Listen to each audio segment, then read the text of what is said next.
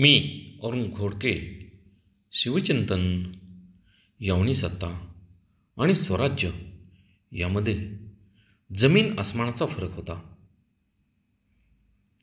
ती राज्य प्रजेचे पेक्षा राज्य श्रेष्ठ मानित, राजा श्रेष्ठ मानित. प्रजेला मात्र यवनी सत्ता नेहमी दुय्यम मानत असत. त्यामुळे ती राज्ये खऱ्या अर्थाने प्रजेची राज्य नव्हतीच व प्रजेसाठी नव्हतीच. त्यांची राज्य बुडाली तरी प्रजेला त्याचे काही वाटण्याचे कारण नव्हते. पण शिवछत्रपतींनी हा इतिहास संपूर्ण बदलून टाकला.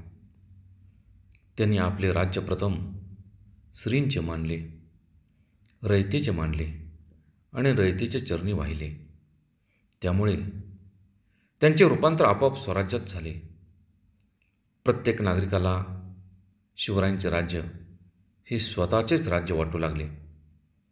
रयतेने स्वतःच्या निष्ठा आपल्या स्वराज्याला वाहून त्याचा पूर्णपणे कायापालट केला आणि स्वराज्यामध्ये रूपांतर केले.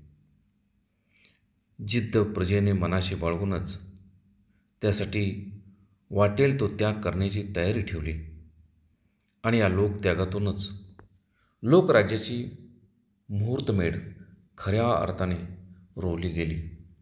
शिवरायांनी स्थापन केलेले स्वराज्याचे रयतेच्या राज्याचे यथार्थ दर्शन घडते. ते त्यांनी रयतेसाठी निर्माण केलेल्या लोकप्रिय कायद्यामुळेच. राजांची राजनीती सर्वश्रेष्ठ कशी होती यापेक्षा ती लोककल्याणकारी होती हे महत्त्वाचे होते. बहुत काय बोलणे. राम कृष्ण हरी.